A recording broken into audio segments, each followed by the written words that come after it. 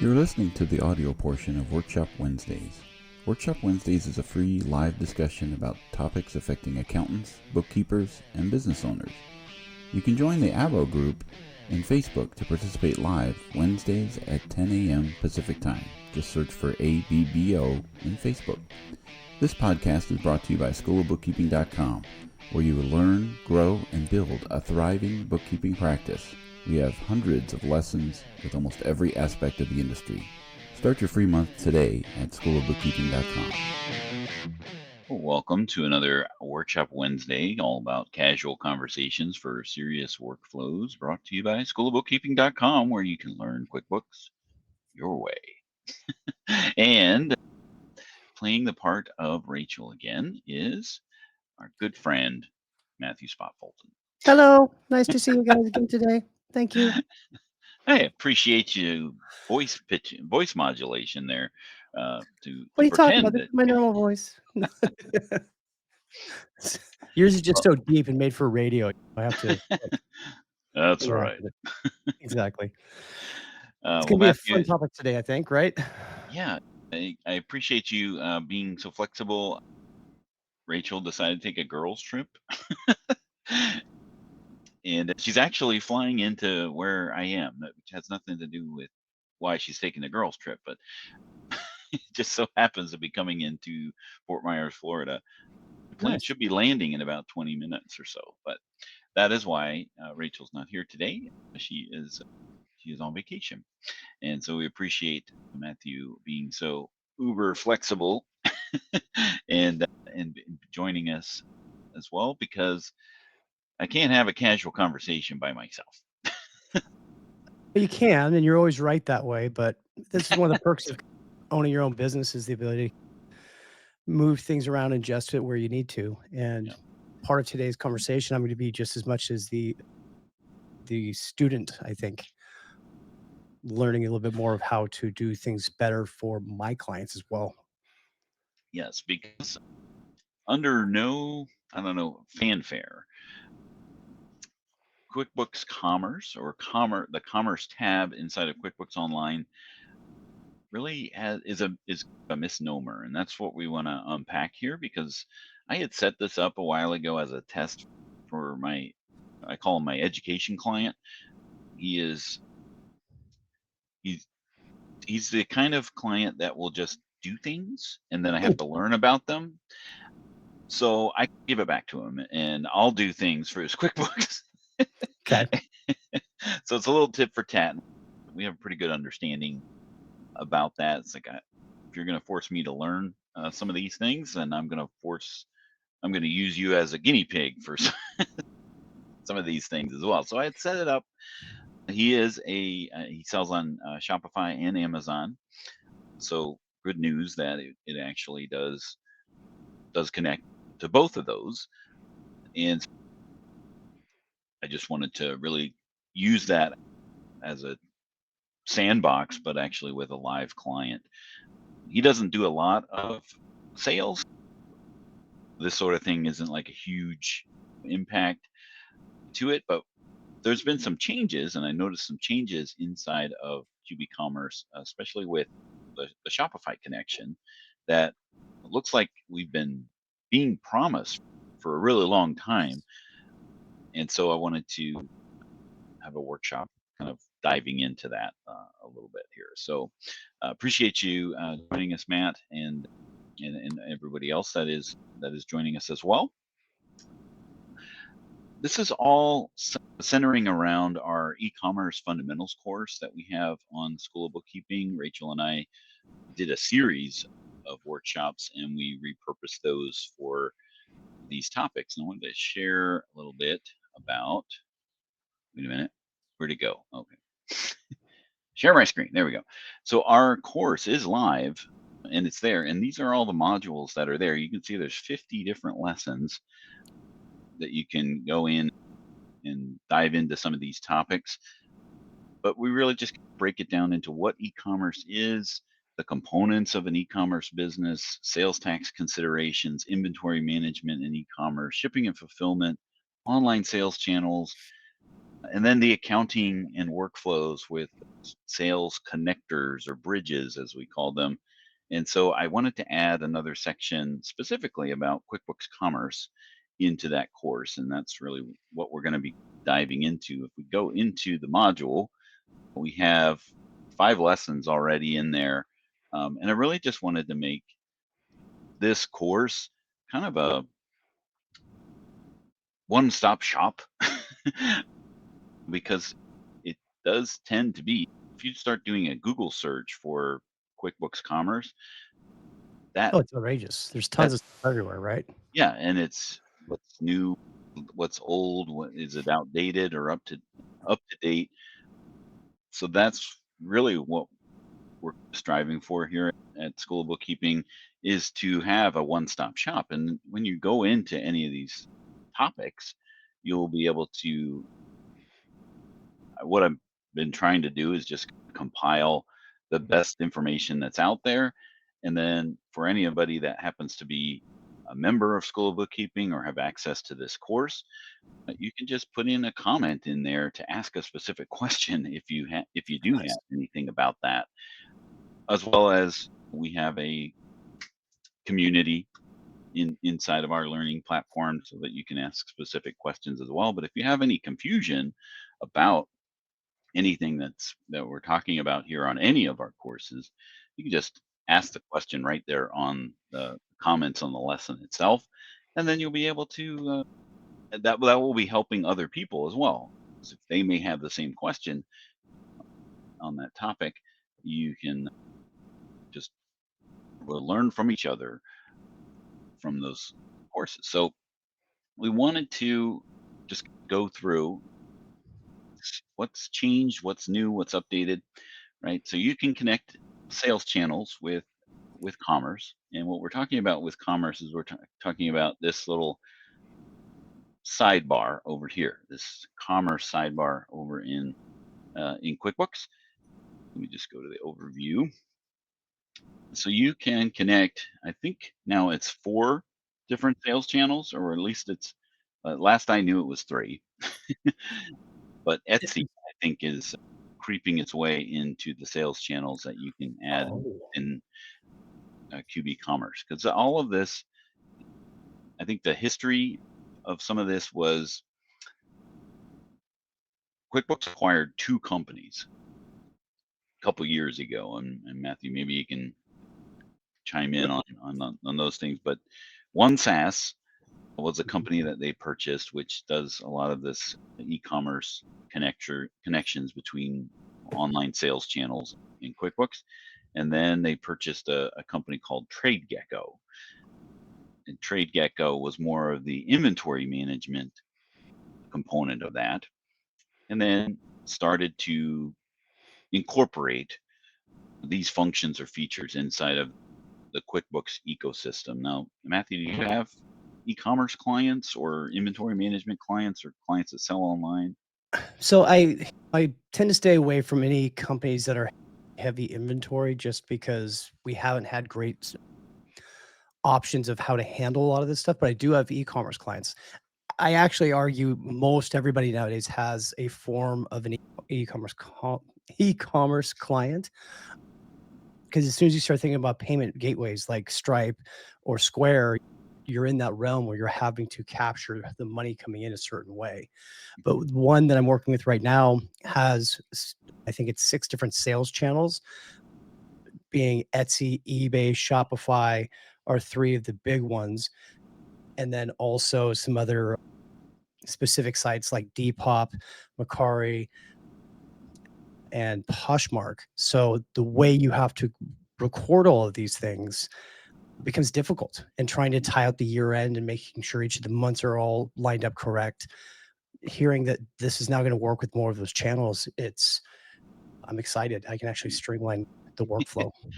Yeah, I'm not gonna say it's the bee's knees, right? It's do bees have knees? I don't know. Maybe. And why are they so great if if they do Exactly. have knees? Because in the grand scheme of and the reason I chose Shopify and Amazon as the examples here, not just because this client has both of them, but they are like different ends of the spectrum when it It's a comes great to point. sales channels and how the reality of that. In the grand scheme of things and just the fundamental aspect of e-commerce, you've got the sale happening, and those sales are happening each and every day.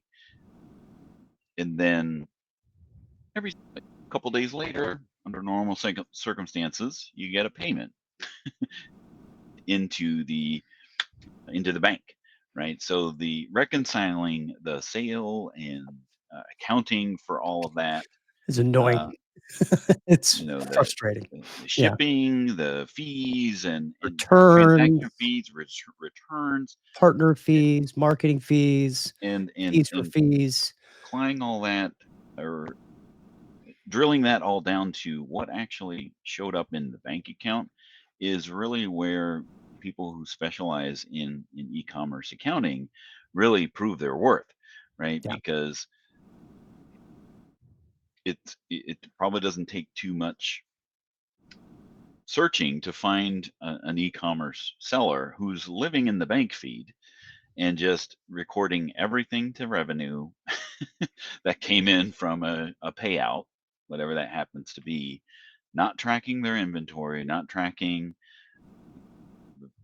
the fees or revenue differentiation between what made up that amount, and then accounting for their inventory management if they are selling hard goods, which they typically are. Digital stuff is fine. You're not tracking all that stuff. And that's really where commerce is designed to be an entry point. I'm not going to say it's the end all and be all, because one, to your point and your client's point that you have with multiple sales channels, if one of these sales channels is not connectable, then you don't have a one-stop shop to be able to do that. And mixing and matching different sales connectors can be even more convoluted, right? Ideally, you'd want to have one solution to bring in all of their different types of transactions.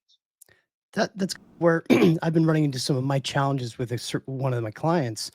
Is I was using a different type of a connector, so not commerce, to pull in their eBay information, and everything was looking great throughout the different months. But then I go and I'm trying to match everything to the K1 at the end of the year, and all of a sudden my sales amounts aren't matching what's on the boxes of the K1s, and it's not off drastically, but OCD kicks in. Now you're starting to look at it.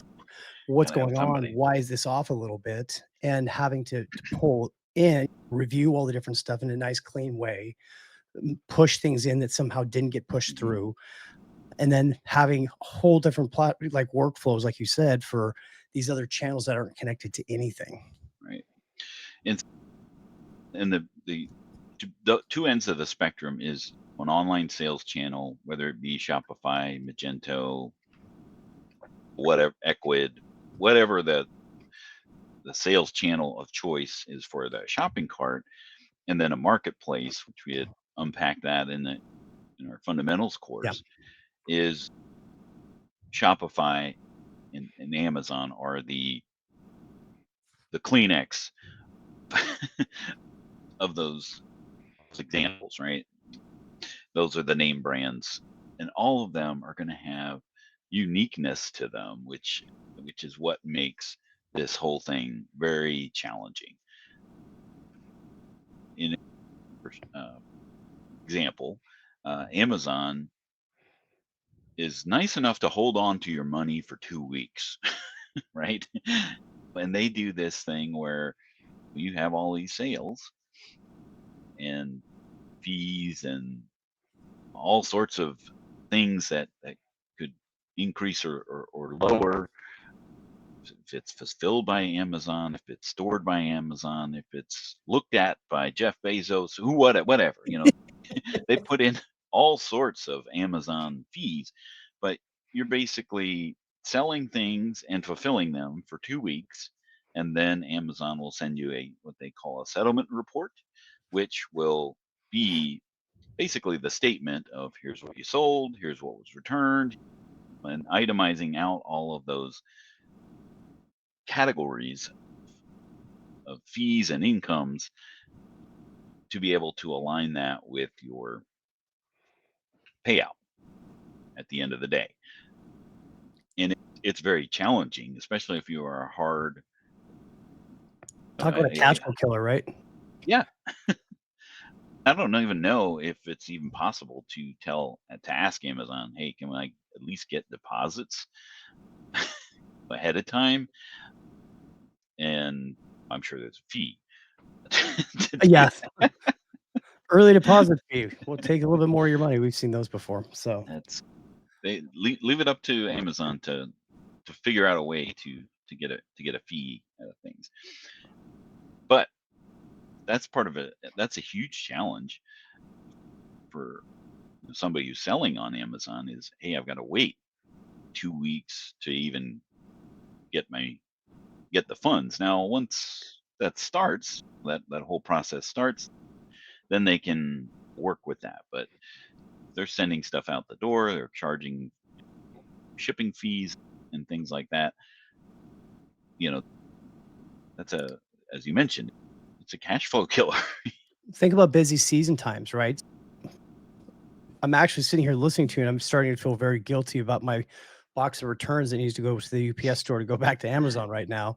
And I'm wondering if that 2 weeks is done on purpose because of the 30-day return window. So it's like they've got that 2 weeks to give some buffer. They're not using the whole 30 days, but they're trying to build in some buffer to make it easier for quicker returns or money back to people. Yeah, and then the terms that they use to call these things are like branded specifically and not universal. And then you see this thing called a reversal referral fee. Like, what does that mean? Keep those referrals, please. We're not interested in returns. Yeah, that's weird. Yeah. Let's see here. Okay, so go ahead. I noticed on the screen that where you're looking at here that for the channel connections that you've got the ability to auto add transactions or not to, it looks like. And that's what I did with this client was not do that. I want to make sure that could be a worse type of situation than the bank feed rules, right? Because you're dealing with all sorts of transactions that could happen. So now, conversely, with Shopify is typically like a 2-day window of sales to payouts, right? So you don't have to wait the 2 weeks like you do with Amazon to try to figure all that stuff out. But let's go in here and take a look at the settings. Obviously, one of the key things I'm sure I've heard you talk about it in the different sessions is having separate clearing accounts for your different connections, right? So Shopify clearing and Amazon clearing or whichever clearing to help you do these reconciliations. Yes, it's always good to segregate those things so that you don't have any kind of interspersing. And the nice part about the commerce, if I would give a nod to the commerce setup, is they do the creation of those accounts for you, and they will create them in the right manner of this is an asset account or another current asset account, or however if it's a liability, if it's the reserve or whatever it is. They have a pretty good handle on the creation of those accounts. The naming of those accounts may be a little bit much to be desired, but you can change those accounts namings afterwards. But in general, here we're just looking at the Shopify settings. You have what account things are deposited to, so the payouts. And then if you have to have a fee to Shopify, where do you pay that from? Again, this is just matching these things into what happens in reality. and then whether or not you want to have them auto add these transactions or not, which would definitely turn it off for sure until you're pretty pretty confident that this is all right. We can now put it on cruise control. Items, right? You can have sales point to a account or a item, not multiples. Now, this is where QuickBooks Commerce, which is the Trade Greco acquisition, is coming into this realm, right? So some of the newer or newest features of QuickBooks, like sales orders and product variances and things like that's where these features are coming from inside of Commerce. But in this particular instance, since I set it up a long time ago, he's going to be the last one to get some of this functionality as opposed to somebody who's setting it up today. That may It be always works that way, doesn't it? all the rollouts that you want for a certain client, they're in every other client's files, but not the one you actually want for some reason. Yeah. The early adopters get put at Yeah. the end of the line, Yeah. which then causes people not to adopt things, waiting for the dust to settle. So you can map things to the shipping income, and these items were created by Commerce, right?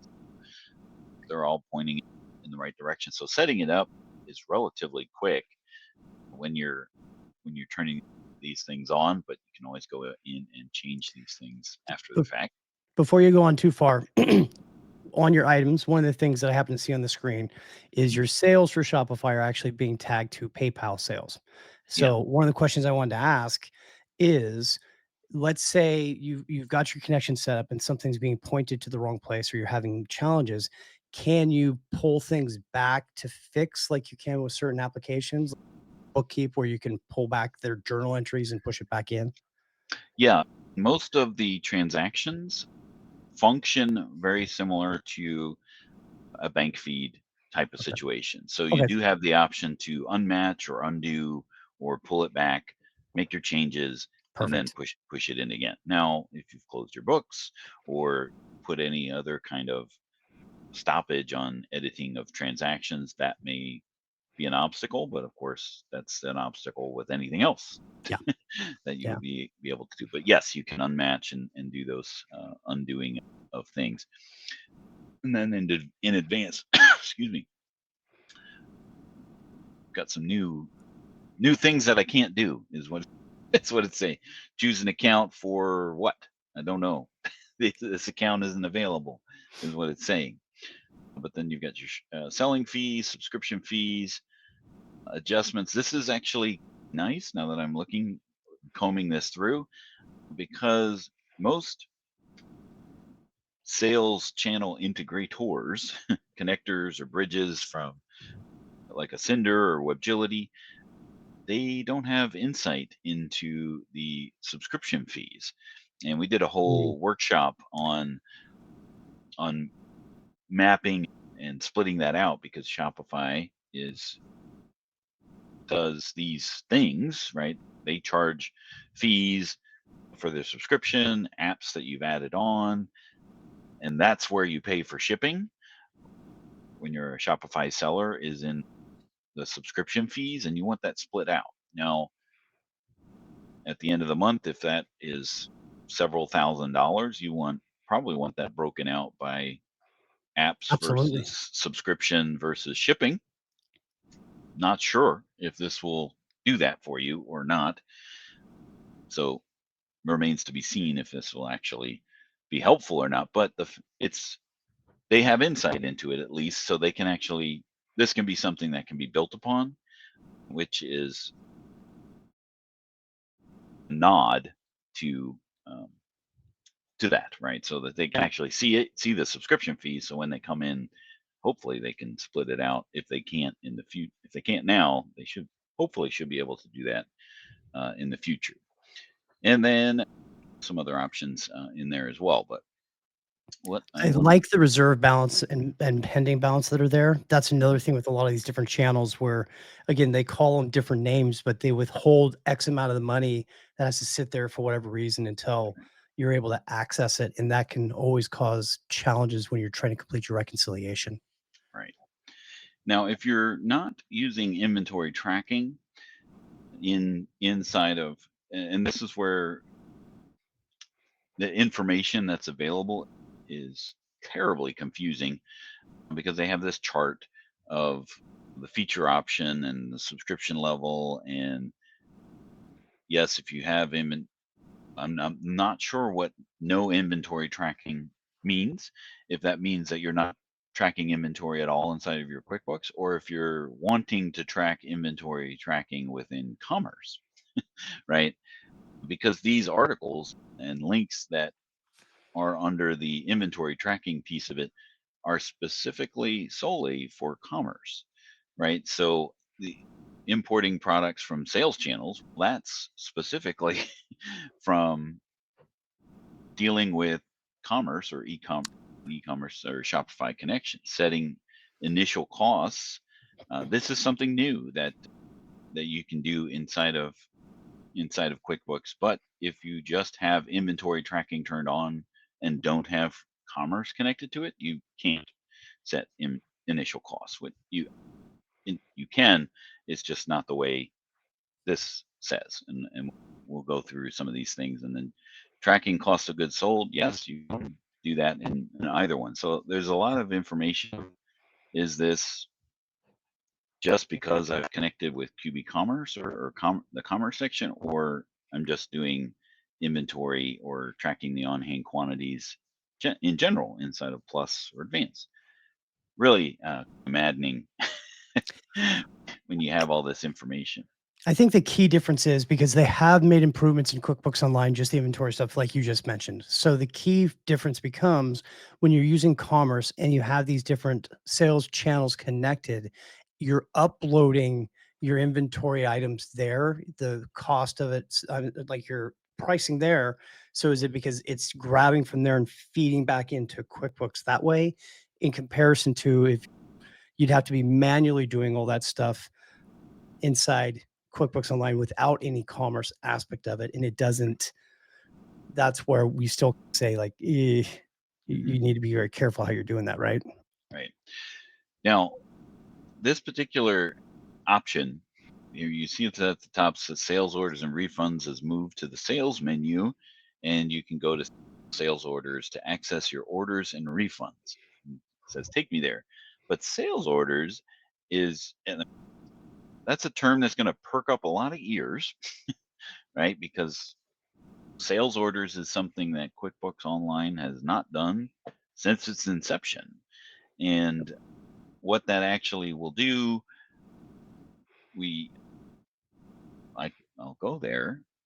We do have now under sales, we have our normal all sales invoices estimates, and now this new sales orders, right? And then I go over here to new. Oh my goodness, I have a sales order here from the plus new button for this client. But watch what happens when I go to it. Wah, wah. We're sorry. What the?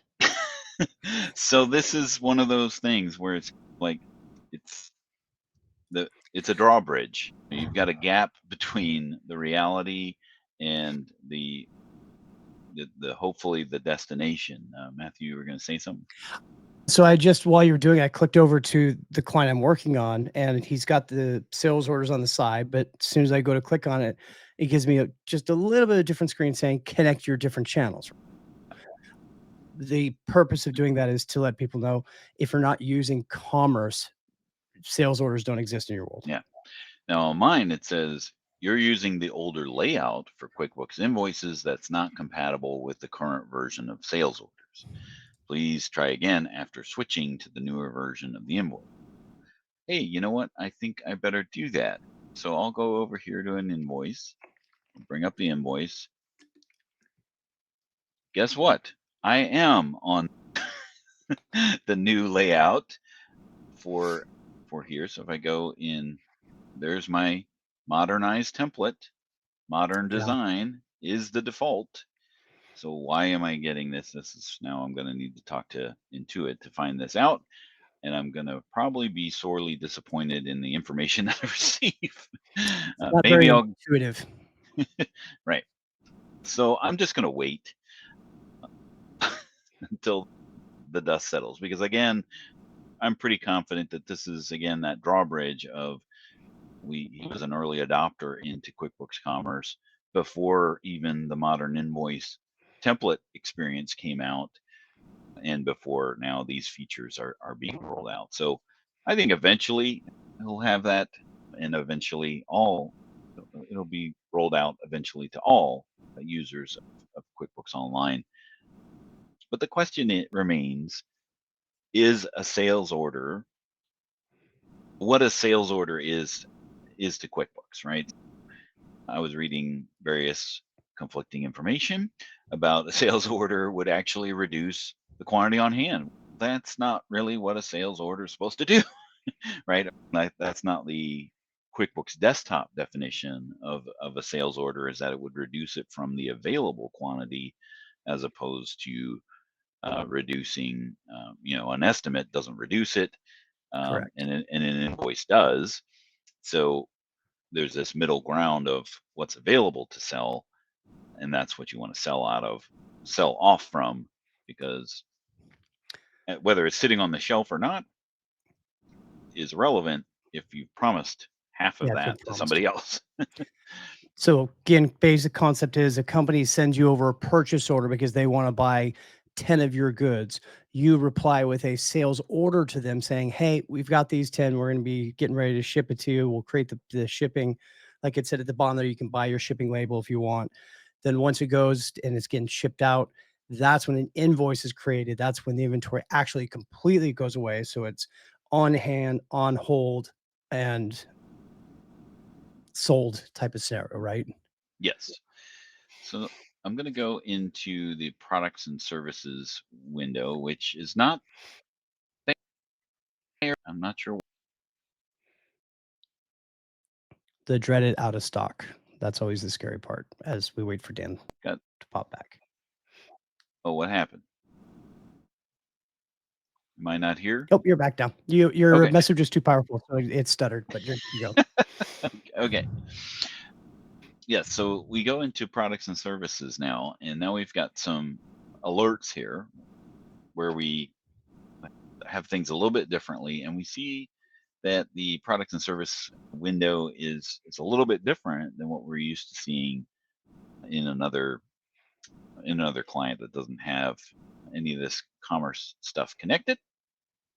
But under more, now I have more options, right? You can manage your categories, the price rules, but now we have this thing called an inventory count, as well as our starting value. So if I go into inventory count, I can now basically do a physical inventory inside of my QuickBooks. Again, as Rachel and I have talked about before, tracking inventory and doing inventory inside of QuickBooks Online is going to be primarily reserved for resellers of hard goods, right? If I buy stuff and I sell that same stuff and I don't need to know or do anything from the time that I buy something and I sell something, that's okay to do inside of QuickBooks Online. But just bear in mind that if you need to know where it's located, and this sort of thing of having inventory in multiple different places, let's say you sent a whole bunch of stuff to Amazon for fulfillment, right? You probably want to know how much you have on hand at Amazon versus how much you have sitting in your store, right? Yep. So this is not probably going to be a great use case for that. And then the Amazon connection may or may not track your inventory when it actually gets to that point of being able to do that, because you're an omni-channel seller. You're selling in multiple different locations and you want to know the on-hand quantities of all that. Probably not your best choice. But sometimes you get to a certain point and this may actually be a good fit for you. but you can do inventory count. So I started an inventory count. So let me go back in here. Actually, let me start over. Let me delete this one, which I can. Let's start a brand new inventory count. Not much to see here. It's just asking for what's the name of it. So let's just say year end. And then you can put some notes, and then you can put all your products, or you can select a subset of your product. And when you choose that, so that's really cool. That means if you have a large warehouse with a lot of inventory, the challenge is always getting businesses to do physical inventory counts on a consistent basis. So sometimes the trade-off is they'll do more frequent inventories, but they will do sections and they do a rolling section type thing. So that's where that subset would come into play instead of having to do the whole physical thing, possibly. And you can categorize if you're using categories on your items, you can bring in those items by that category, so that you can bring in a bunch of items at the same time. Now this company only has one product for sale, so that's the only one that we're actually going to do a count on. And this will say he has 733 on hand, and then we can start counting, which essentially does what an inventory adjustment would do, is ask you what's the new quantity. And assuming that you have a whole bunch of items on here, it could be daunting to You have can't pay all me of enough to do inventory, like count somebody's inventory for them. I won't, right. not anymore. But nice enough here is that you can search for items in here or filter as well. So this will compact the list to make it a little bit easier to work with.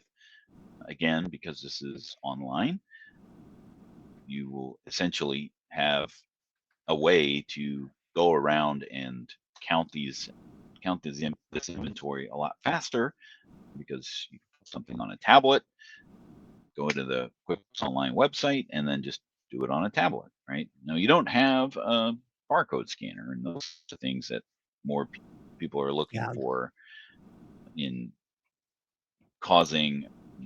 but eliminating human error from what I'm counting and the product that I'm counting. There's still that possibility. I could count this one, but then type it into the wrong item. Still available for human error on that aspect. Did it have a physical count sheet that you could print up if you're doing subsections? Not from here, but you can certainly go with the report, the physical inventory, and then do it there from there. Yeah. So that's an inventory count. So we want to make sure that that's under the more. We have the starting value, or as this is calling it, just allows you to go into, again, another screen with those items specifically selected. It looks like nothing. I've got a bunch of difference, because now I have this product/variant thrown in there, which I've never been able to set up. Because if I go into my item, let's just pull one of these items up. It could be because at the top there you have the error that's saying you have 2 items that you don't have initial cost set. Yeah, when I click on that, oh, now they show up. Okay, so then I'm able to choose add initial costs. These are just purchase parts. But ultimately, in this scheme of things, in this particular case, they set them up as inventory items, even though we didn't have to. Right? Yeah. We were trying to fool QuickBooks into a manufacturing process, because he had one product for sale, but he wanted to track when it was sent for manufacturing and the lead time on that, and then when it was like the whole build. Then it was in transit. He wanted to account for the 8 weeks of it coming over from China. So we were just moving it through that process using different items. So that's interesting. These are all about. Told you he was my education client. So I don't want to send. I'm like, I'm already having nightmares picturing these books where you're connecting apps, he's connecting different apps, and then somewhere in the middle, you're having a happy app land with Yeah. all these different transactions that are spaghettied, and you're like, "Oh, I'll get this cleaned up today." I'm Yep. like, "Okay." Yeah. He's not Don't do that to foreign. us, clients. That's all I'm gonna say. Don't do that to us. He's okay with extensions. That's for sure. Okay. Okay. So that's another function or feature in here. Just want to make sure I covered everything here on the So topic. price rules also came in to lower levels of QBO then with Commerce also, right? Because price rules used to only be available in Plus and above, unless that is, well, If you're tracking inventory, you would be in at least Plus. yeah, never mind. But because you can do Commerce with lower levels, you just can't do the inventory tracking would be the key thing then. Right. Okay. Yeah, in the grand scheme of things, each version of QuickBooks Online, you have a number of sales channels that you can connect. That's right. 1 with Simple Start, 3 with Essentials, and then Unlimited with Plus and Advanced. They're still at a maximum of 3, maybe 4. The Unlimited is not as big of a selling feature as one would think. But So you get unlimited with Essentials at that point too. Then. yes, essentially, you have unlimited sales channels with the 3 that are available. Okay. So this is probably a long play for Intuit, right? Because they acquired OneSAS, which has a multitude of sales channel connections. I think they just want to get the 3 main ones, which Get essentially that working correct. Yeah. Thank you. Which you've got online sales channel, a marketplace, and then this hybrid of eBay, which could be an online sales channel or a marketplace. I'm not sure. And they're the Amex of of online sales channels because they just do things their way because they can. And I got that a lot when working with Webgility. It was like where I did have an eBay seller. It's like, we can't do that because So the client I'm working with right now, he does custom boots. So he'll go and he'll buy these different custom boots from different markets and such, turn around and sell them online. And I've been using for, again, the different channels I mentioned before, like eBay, Shopify, Etsy, and some others as well, Bookkeep for part of it. But now that I'm seeing after we finish up this year with the stuff, I'm going to take a look at this connection setup since we could actually grab 3 of the different pieces, pull it in directly on testing it in a test file and see how it looks. It may help the efficiency because I ended up still having problems with some of the eBay numbers. Right. Now, one of the big things that's unique about the QuickBooks Commerce is being able to do record the payouts, right? And you'll be able to essentially do the things that you are looking to do from the payouts perspective. And that's one of the things that you want to keep in mind with all of this is QuickBooks and the commerce is not necessarily until all of these features are fleshed out and available for everyone. You're not going to be putting in the sales per se as they're sold. You'll be doing that from the payout, and then QuickBooks will then allow you to create those sales transactions. With Really? Shopify, yeah. So let's take a look at this one here. That's interesting because the sale is the sale, regardless of when you. Right. So here's a payout, right? So here's a payout for 319. That's quickly. Let me just find one that hopefully has. Here's one with 2. It's just one sale. So We'll pretend there's 2 though. And there's multiple transactions in the same day is the point, right? Maybe I got. I'm just looking for, I see all these card transactions too. This is Good a average large sale one. amount though. That's a nice thing. Yep. Okay, so here we have 2 sales. So let's take a look at the details. Right, so here's our sales. It's got 2 different orders, There you right? go. And this was on 2/8. The payout date is 2/10, right? So there's a 2-day gap between this sale and then a 3-day gap between this one, Oh, I get it right? now. Right. Okay. So it's not putting these sales in until the payout comes in. Okay. So even though these sales actually occurred and things went out the door and all of those, good things that actually occurred, it's not going to record anything dealing with the sale until the payout comes in which case you're behind on inventory management and all of the other things that Seriously. go along with the accounting side of things. With Amazon, you're going to be 2 weeks behind, right? Because the payout isn't coming until the settlement report comes in, so the sales aren't going to be entered until that payout is actually created. I think you said before, womp. Yeah. Jamie was just saying you can't until the payout happens. It makes okay. I see what you're saying there. Yeah, because that's their way of doing their own quick reconciliation off of what Right. the sale was. Wow. So with something like Shopify, it's a short window, right? Yeah.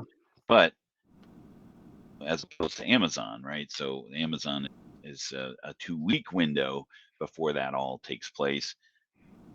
But again, it's a trade-off, right? Like here, I'm reconciling all of this to what's actually shown up in the bank account, and because Amazon is much more convoluted than something like a Shopify, because here you see, right? Here's the expenses that Mhm. went into this payout. We have 2 orders and 2 expenses, right? There was the Shopify transactional fees, right? So that matches pretty well and pretty succinctly to Shopify's payout, and so that makes it a lot easier. So let's take a look at an Amazon one. Oh, my least favorite friend is up next, PayPal.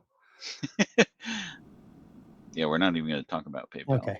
today, right? So here's an Amazon payout where it's got a deposit transaction, an expense transaction, and another deposit, right? So if I go and look at the expense, this is the subscription fee, right, which is $39.99.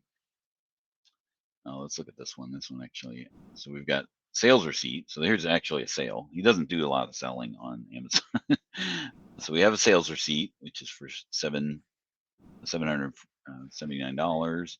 There's the Amazon sale item for sales. There's the shipping and the tax that they collected, which gets recorded. I'm just curious. This is the payout was It does have the undo 110. button like we talked about, which I like. Okay. Yeah. So we do have the sales receipt, which was, it actually does date it that way, but it doesn't date it until Yeah. the payout comes in. So in this case, the payout was on 110. The sales receipt isn't part of this until the payout comes in. It created 2 sales receipts nicely to split them between periods, which is good because we have a end of the year sales receipt and then a sales receipt for 110, Oh, which is okay. remaining. Oh, and that's actually a good point. It will only create 1 sales receipt for all of your sales on the date of the payout. So it didn't actually create it, and it's not tracking inventory anyway. It's just accounting for the revenue, and then the deposit for the payout, and then expenses. Here's this The 2 break 540. out again because of the crossover the period. So at least they thought of that. Yeah. So here's the fees, which it ends up creating these accounts for Amazon selling fees, The description is where you're going to have any kind of insight as to what these fees actually were for, right? So there's your tax paid, there's the reserve coming from the reserve balance, and then the detailed fees Yeah. broken out there. Unless you have your settlement report in front of you to actually account for, well, what is this 1764? This really isn't telling us much of anything here. So as an example, with the company I keep bringing up, I was looking at their eBay setup and I was trying to match up the different transactions in the month. On their statement, they would show each individual piece, but because the type of connector I was using, it would pull everything in as one single day. So I'm sitting here and I'm having to add up the 3 different sales for one day, the 3 different fees for one day to see if it matched what happened in the entry. Just to try to do the reconciliation to see where a challenge was. This is, at least it sounds like, lining up more appropriate to the statement, which would make the job of reconciling and catching things a little bit faster. Yeah, it will definitely, it's a step in the right direction, especially for Amazon if they're not, accounting for the inventory side of things, and they're not too concerned about, it's taking it in a step in the right direction where it's accounting for things based off and splitting them out based off of the payout. And every 2 weeks is a lot better than the every 2 weeks and then somebody trying to comb through and figure out all this stuff to Yeah. reconcile it together, because I don't know how long that would take, a week or 2 after that, to actually figure all that stuff out. So being that it's doing that is actually a plus. Yep. And once because I think for most Amazon sellers, they're just, okay, whatever you say, Jeff.